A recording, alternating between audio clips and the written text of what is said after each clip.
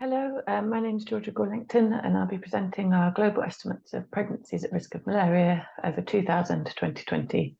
I'm a final year PhD student at the London School of Hygiene and Tropical Medicine. This has very much been a group effort, so I just want to quickly acknowledge all the other co-authors and collaborators on this from different institutions and universities. Our paper summarising these results is currently under review and we hope will be published soon. So many thanks to them. So as our title suggests, I'll be presenting global estimates of pregnancies in areas of malaria transmission, i.e. pregnancies at risk of acquiring malaria, and looking at how this number of pregnancies at risk and the level of risk has changed from 2000 to 2020. I'll be providing a more detailed country-level picture of pregnancies at risk for 2020. So, as I'm sure everyone on this call is more than aware, thanks to malaria control efforts over the last 20 years, there's been a general decrease in malaria prevalence. This is Plasmodium prevalence in 2000, and then you can see as we go up to 2005 and get nearer to 2020, the prevalence becomes lower with lighter tones of yellow and orange. In some areas where there was malaria prevalence, there no longer is. Over this same period, there have been changes in population sizes and structures, which result in changes in the total number of pregnancies per country. This map in a second will start changing colour so that countries which have had an increase in the total number of pregnancies relative to 2000 turn green, and countries that have had a decrease in the total number of pregnancies relative to 2000 turn purple. So you can see a general trend of increasing in the total number of pregnancies per country across sub-Saharan Africa, and decreasing in India, parts of East Asia, and South America. So in summary, malaria has been better controlled and prevalence is reduced. Populations have continued to grow and population structures have changed, which resulted in changes in numbers of pregnancies. And what we were interested in is how have these two changes combined and what do they mean in terms of numbers of pregnancies at risk of malaria over the past 20 years. We're very much not the first people to look at this. The first very important estimates were generated by Stephanie Delacour et al. For 2007. These were global estimates of pregnancies at risk of Plasmodium and Vivax, and were disaggregated by either being in areas of unstable or stable transmission. Since then, the World Malaria Report has generated estimates of pregnancies eligible for IPTP. They haven't estimated pregnancies at risk of malaria outside of sub-Saharan Africa, nor looked at pregnancies at risk of Vivax malaria. However, they were able to estimate number of pregnancies infected with malaria, i.e. moving beyond the idea of just being at risk. And then our estimates are the first global estimates of pregnancies at risk of malaria since 2007. We've generated global estimates for both Plasmodium and Vivax transmission, and we've disaggregated by endemicity, building on these Delacour categories of unstable and stable. We further disaggregated stable to give a bit more granularity, and we've looked at trends over time from 2000 to 2020. So to do this, we've used two raw data sets. The first, generated by WorldPop, is the pregnancies estimates. They generated these by starting with the age and sex structure of the global population. They then estimate the number of children under 1 year of age. They correct this number for child mortality to get the estimated number of live births. They then incorporate country-specific numbers of stillbirths, miscarriages, abortions, to estimate the ratio of live births to pregnancies. And give the resultant product is the estimate of number of pregnancies for each 1 kilometre squared of all African, Asian, and Latin American and Caribbean countries. Then the malaria prevalence data is provided by MAP, or Malaria Atlas Project. I'm sure you're all very familiar with, but as a quick bit of background, they start with household survey data, case data, socioeconomic status, and environmental data, to produce these smoothed global estimates of prevalence at the 5 kilometre squared resolution. For Plasmodium falciparum, these estimates are specific to 2 to 10-year-olds, and for Vivax, the prevalence estimates apply to all ages. MAP provided us with 100 realizations of falciparum and Vivax prevalence, from which we generated a mean prevalence estimate and an interquartile range around the mean, giving us an idea of uncertainty of the prevalence estimate. And we've got both of these data sets for the years 2000, 2005, 10, 15, 17, and 2020. So we've been able to generate our pregnancies at risk of malaria estimates for each of these years. To do this, a bit more information on our data processing. We aggregated the pregnancy estimates to the same resolution as the malaria estimates, so 5 kilometers squared. And then to make the data easier to work with, we generated an average prevalence at the second level administrative subdivision of each country, and we weighted this by the number of pregnancies, giving us this pregnancy weighted prevalence. So this means that if there was a prevalence estimate for an area where there were no pregnancies, it wasn't included in this average. If there was a prevalence estimate for an area with many pregnancies, that prevalence estimate was heavily weighted in this average at the second level admin unit.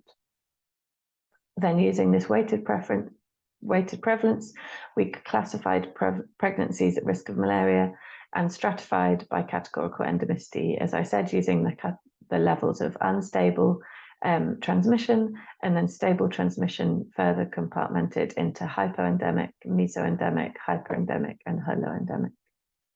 And then by these endemicity levels, we aggregated the number of pregnancies at risk globally by SDG region and by country and by year between 2000 and 2020. So some of our results for Plasmodium falciparum in 2020, we estimated that globally there are 120.4 million pregnancies at risk of falciparum. 2/3 of these occurred in areas of stable transmission and 1/3 in areas of unstable transmission. And the SDG region with the most pregnancies at risk of falciparum was Sub-Saharan Africa, with just over 52.4 million pregnancies at risk, and the very vast majority of these in areas of stable transmission. And then the Vivax results for 2020, there were 85.2 million pregnancies at risk of Vivax, the vast majority in areas of stable transmission, with just over 5% in areas of unstable transmission. And the SDG region with the most pregnancies at risk of Vivax was Central and Southern Asia, with 54.6 million pregnancies at risk. This plot shows the change in the global number of pregnancies at risk of falciparum from 2000 to 2020. So you can see a year-on-year decrease in the total global pregnancies at risk of falciparum. And the fill color shows the number of pregnancies by level of endemicity from the gray bottom of unstable transmission up to the higher levels of hyper and holoendemic transmission at the top. And the same for Vivax, you can see each year a decrease in the total number of pregnancies at risk of Vivax transmission. Again, the fill color showing that the majority of pregnancies were at risk of stable but low hypoendemic transmission. And now a bit more detail for the Plasmodium results. As I said, while there was globally a reduction in total numbers at risk, and that's seen in the SDG regions, with the one exception of Sub-Saharan Africa, where malaria prevalence was highest, and despite reductions in this malaria prevalence, there's been a year-on-year increase in the total number of pregnancies at risk of Plasmodium. And then in a bit more detail for 2020, these plots are one per country in Sub-Saharan Africa, and they show on the y-axis the proportion of the pregnancies that are at risk of malaria by the level of malaria transmission, with the left bar US being unstable transmission, and then 10, 20, 30, 40% prevalence. And the text showing the total number of pregnancies at risk of malaria in that country. So just to highlight, the 3 countries with the highest mean prevalence were Liberia, DRC, and Sierra Leone. And then the 3 countries with the highest total number of pregnancies at risk of Plasmodium in 2020 were Nigeria, DRC, and Ethiopia. This plot now shows the number of pregnancies eligible for IPTP. So this is within Sub-Saharan Africa, pregnancies in areas where there's medium or high transmission. And you can see there's an increase of roughly 5 million pregnancies eligible for IPTP between 2000, where there were roughly 30 million, up to 2020, where there were 34.8 million pregnancies eligible. And over this time period, whilst the number of pregnancies eligible has increased, this plot shows that the proportion of these eligible pregnancies that are at risk of higher levels of endemicity, hyper or holoendemic in yellow and red, has decreased. So year on year, a greater proportion of eligible pregnancies are residing in areas where there's mesoendemic transmission. And then we've got the same results for Vivax, here just showing the number of pregnancies at risk of Vivax by SDG region. And you can see the greatest reductions in numbers at risk have been in East and Southeast Asia and in Central and Southern Asia, with a slight increase in the numbers at risk in Sub-Saharan Africa. We've got all of the same data in the same formats as I've just presented for falciparum for Vivax, but haven't included them to save time. But if anyone's interested, I'd be very happy to follow up afterwards with those.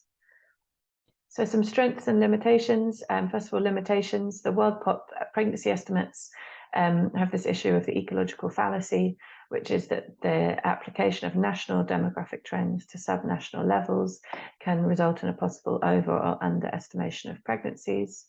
Our estimates also don't reflect the seasonality of malaria transmission, nor do they stratify by gravidity. We also have this issue of the modifiable aerial unit problem, which is where our spatial summary measures are inherently influenced by the administrative boundaries at which they're reported. And so that can again result in a possible over or underestimation of number of pregnancies by country or region. And then, as I said, we averaged prevalence at the second administrative subdivision of each country to make the data feasible to work with. But that comes with the downside that all pregnancies within that level of region are classified as being at the same level of risk, even if in that region there are only small hotspots of malaria transmission. Some strengths, we're the first to look at the changes in number of pregnancies at risk over time and by level of transmission. Our estimates can be updated as and when there are new Malaria Atlas project and World Pop estimates generated.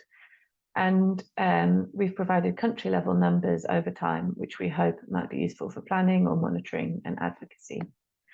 And then on this thread of country level numbers, we've also looked at plotting the data at even more granular level. Here is an example. This is Oti region in Ghana, where we have the fill color is the malaria prevalence, darker color the higher prevalence, and then you can click on an administrative region and see the number of pregnancies residing there, the level of endemicity, and the prevalence here is 38%. This is just an example of more detailed ways we can dig into the data, and we'd really appreciate any feedback on whether this might be useful to pursue, and if so, what level of granularity would be useful. We'd be very happy to talk more about the work involved in expanding this to other regions and countries and making it more user-friendly. So finally, our conclusions. We've shown that global numbers of pregnancies at risk of malaria have decreased since 2000 across every continent, with the one exception of Sub-Saharan Africa, where the numbers of pregnancies at risk of falciparum has increased year on year, despite successful malaria control efforts, meaning a reduction in falciparum prevalence. We've also seen that pregnancies eligible for IPTP have increased since 2000. Many thanks for listening. It's much appreciated, and thanks to the wider team for their support in preparing this presentation. As I said, we've got many more results and would really appreciate any feedback. So very happy for questions and discussion now, or if you want to follow up, this is my email address. Many thanks.